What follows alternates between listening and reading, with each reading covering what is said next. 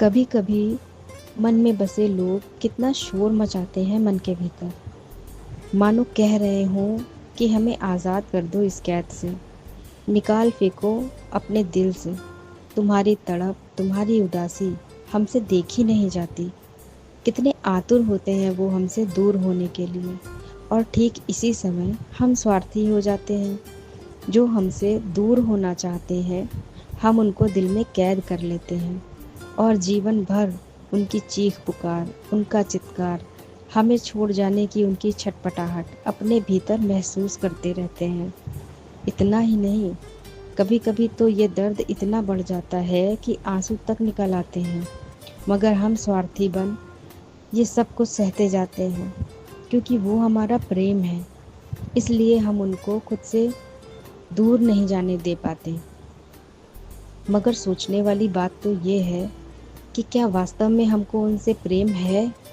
शायद नहीं, क्योंकि प्रेम कभी स्वार्थी नहीं होता, अपने साथी की खुशियों से कभी दुखी नहीं होता।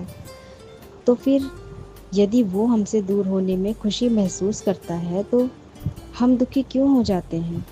अपने स्वार्थ पूर्ति के लिए ज़बरदस्ती उसे खुद से बांध कर रखने का हर संभव प्रयास कुछ भी हो सकता है, मगर प्रेम हरगिज़ नहीं हो सकता।